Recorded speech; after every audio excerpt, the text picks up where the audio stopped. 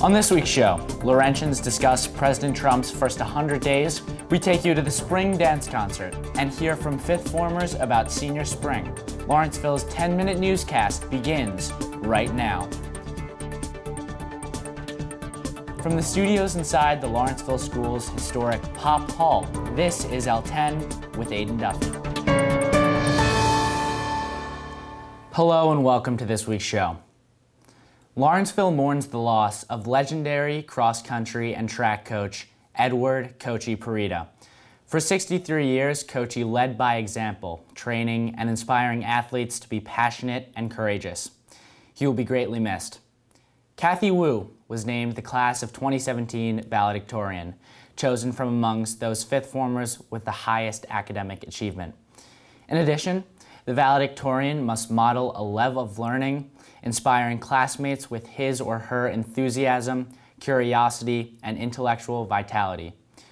Wu will address the school community during graduation on May 28.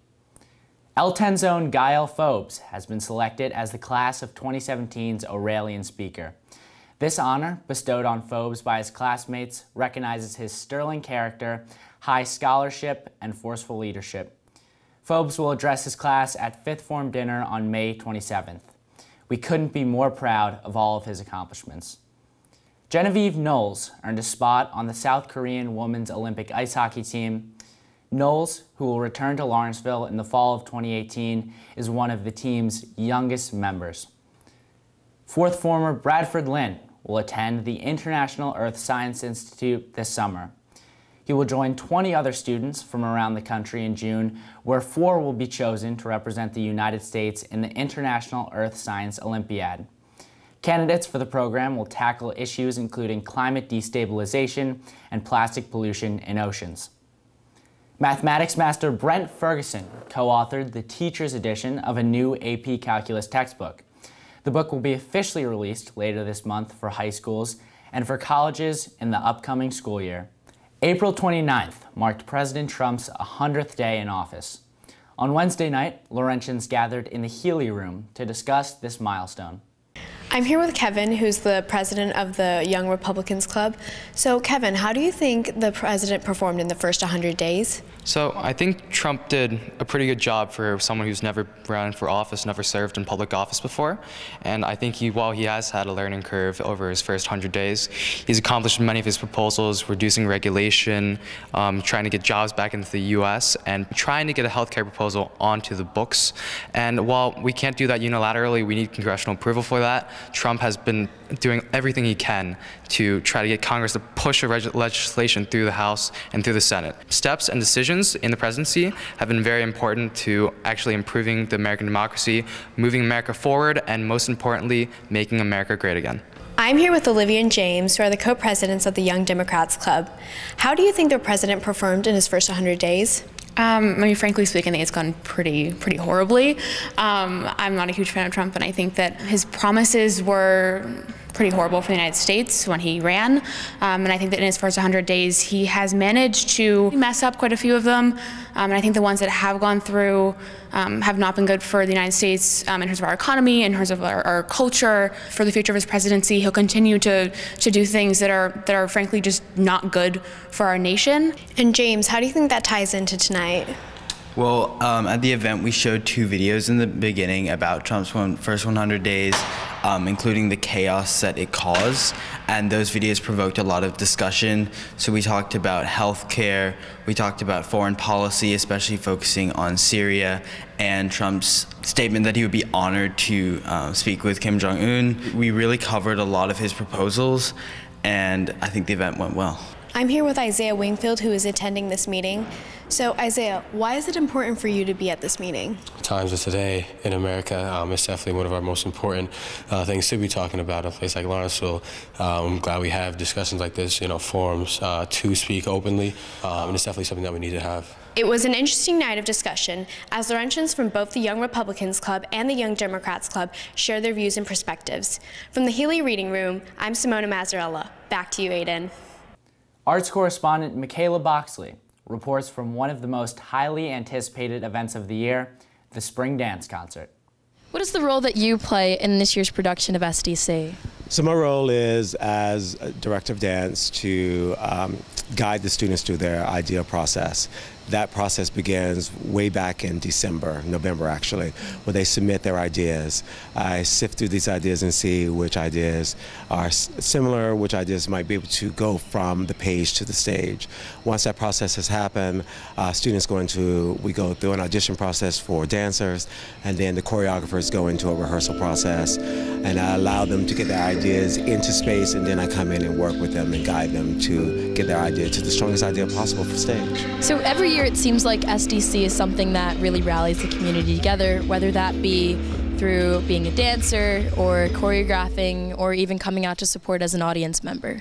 So what do you think is that special something about SDC that sparks this kind of energy from the community? Well, SDC is unique in that it involves dancers, it involves academics, it involves artists, it involves athletes. It takes a swath of the Lawrenceville community and brings it together in a way that doesn't happen anywhere else on the campus during any other event that we do here. And so that's a unique thing about it, that this opportunity for the community to come together and share in this experience, both as dancers, choreographers, and audience members. What, if anything, is different about this year's SDC? The big thing is I'm doing something that I never wanted to do. I myself am performing this year in SDC, and that only came about because one of the dancers unfortunately was injured doing his sport. And because of the dance that I've built, all of the dancers are so connected that one part out really broke down the system. And so there was only one choice, and that was for me to step in. I'm having a blast. The idea behind the piece is called Lost Boys. Those who know me know that I never lose my inner child, so my Lost Boys out and playing. I can't lie, I'm having a great time. How has the choreographer-dancer dynamic been in rehearsal, and how do you feel that translates onto what the audience sees on stage? I mean, there was a lot of respect for our choreographer, but at the same time, we just had a good time with it. And that's exactly what you see on stage. We're all just having fun with the dances, and it's just fun from beginning to end. So what would you say is that unique factor that this year's SDC has that the others don't? I'd have to say that this year there's a big diversity of types of dances. There's a lot of fun ones that like the audience wants to dance along with, a lot of more serious ones that are really good too. Yeah, it's a lot of fun. Back to you, Aiden. Thank you, Michaela. We talked to fifth formers this week about their time at Lawrenceville as they prepare to take on new challenges. I think I'm going to miss Mr. Gieske the most. I would just say Miss Lance. She was an awesome teacher and a great duty master, and she's always been there for me. Guido!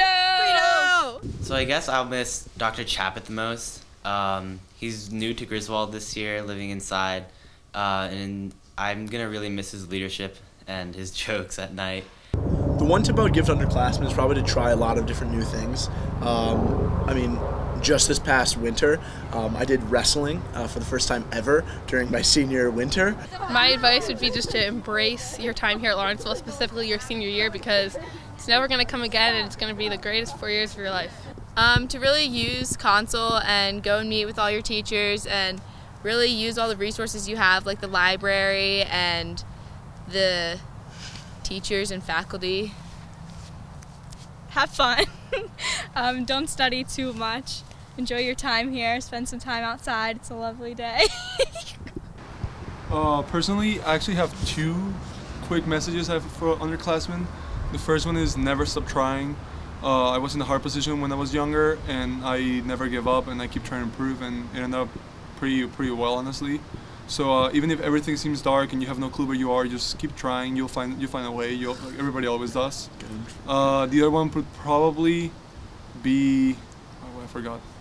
Well, I wanted to be the winner of Splash, but thanks Hannah for getting me out. Actually going to a town hall meeting. House Olympics every year. It's always super hype. It's definitely the Haka. Headmaster's Day.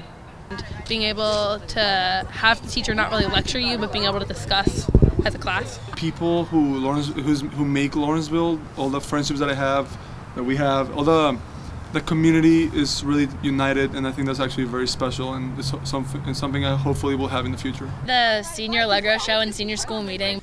I'm definitely going to miss the house system the most. Being in Grizz for 3 years has been a lot of fun. The people, just like the teachers and housemasters and all the students. I'm definitely going to miss the house system the most, just because I feel like we're not going to get the same experience when we live in dorms next year at college, but I really appreciated everything they gave me. Yeah, for me it's just Kirby House, the people, the traditions, the feeds, everything, Kirby. That is our show for Saturday, May 6th. From all of us here at L10, thank you for watching and have a great weekend.